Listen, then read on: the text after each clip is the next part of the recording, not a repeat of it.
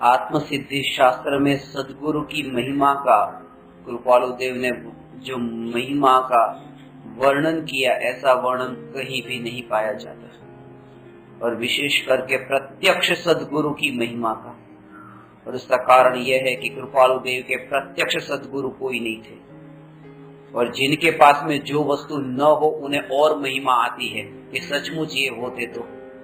और उसमें प्रत्यक्ष और परोक्ष के जो भेद है, एक नियम है कि किसी भी गुरु से यदि ज्ञान प्राप्त न किया हो तो जीव को आत्मा की उपलब्धि नहीं हो सकती, सम्यक दर्शन की प्राप्ति नहीं हो सकती सदगुरु के उपदेश के बिना, भगवान के उपदेश के बिना, परंतु देशना के बिना अनुभूति नहीं हो सकती।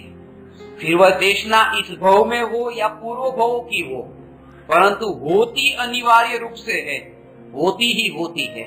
सातवें नरक में भी सम्यक दर्शन प्रकट होता है, तो वहां कौन गुरु? वो पूर्व में जो ज्ञान प्राप्त किया था वह ज्ञान स्मरण आता है, पूर्व का प्राप्त किया हुआ ज्ञान स्मरण।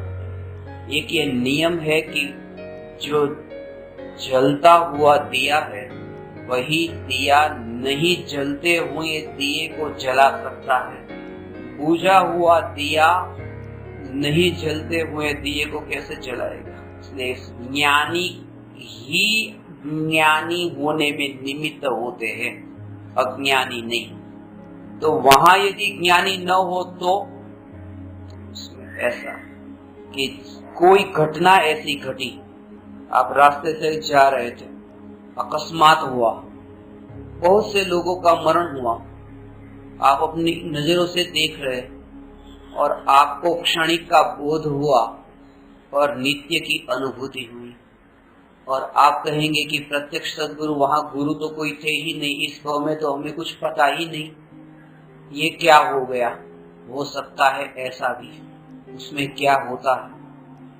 चैतन्य ध्रुव है न, उसकी नित्यता, कि पूर्व भवों में हमने गुरु से उपदेश सुना था, 4 भव पहले सुना था, और यहाँ हमने अकस्मात देखा, और ये देखा कि देखो पल भर में क्या से क्या हो गया, और तभी पूर्व भव का स्मरण हुआ, जो ज्ञान पाया था वो गुरु की वाणी का स्मरण हुआ। स्मरण का भी वो शब्दशः स्मरण नहीं, उसका भाव ही ग्रहण किया कि संसार का स्वरूप ऐसा है, और वो जो स्वरूप जाना था वाणी से गुरु की 4 भव पहले, वो स्मरण में आया, और अभी सम्यक दर्शन हुआ। वो जो सम्यक दर्शन हुआ उसमें गुरु की वह वाणी 4 भव पहले सुनी, उसमें निमित्त होती है। और नारकियों को 7वें नरक में भी ऐसे सम्यक दर्शन होता है, स्मरण आती है, स्मरण का भाव गहरा। इसलिए यह बात सत्य है कि केवली के पास गया वहां कोरा ही रह गया, परंतु वो सुना हुआ है तो कभी ना कभी तो आएगा।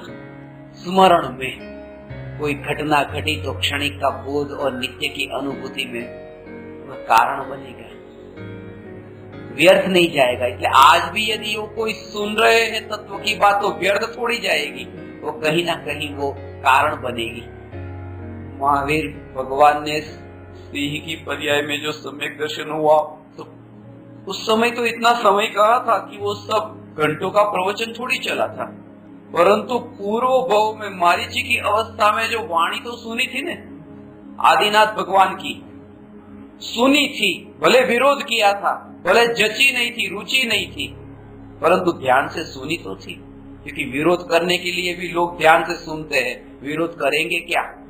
इसे 2 प्रकार के लोग हैं। एक ऐसे, मैं हमेशा कहता हूं कि जो लोग हमारे सत्संग में स्वाध्याय में बैठते हैं उसमें 2 प्रकार के लोग, एक ऐसे जो विरोध करे, और एक दूसरे जो सोते हो विरोध करे, उन्हें मैं ऊंचा स्थान देता हूं सोने वाले से।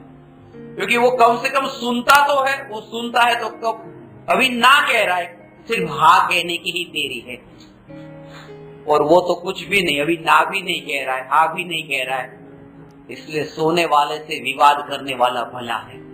जाग जाना विवाद करने के लिए नहीं, समझने के लिए, ये समझने के लिए। ये ऐसा स्वरूप है कि वो वहां पर सुना हुआ था तो सिर्फ वो ना थी, सब अंदर में फाइल पूरी ऐसी की ऐसी थी, सिर्फ एक्सेप्ट नहीं हो पा रही थी, फिर वो एक्सेप्ट हो गई। कुछ नया नहीं आया, ऑलरेडी सब लिखा हुआ था, मैटर सब रेडी था, रेडीमेड सब तैयार था, जैसे आपके पास तैयार होता है व्हाट्सएप में भेजने के लिए, कुछ भी करना नहीं, सब रेडीमेड, सिर्फ भेजना है बस, सब तैयार था, सिर्फ अंतर में भेजना था। बाहर ने अंतर में भेजो, जो भी आए अंतर में भेजो। इसलिए हे भगवान, एक समय के लिए भी यहाँ चैतन्य की बात सुनने के लिए आप बैठे हैं।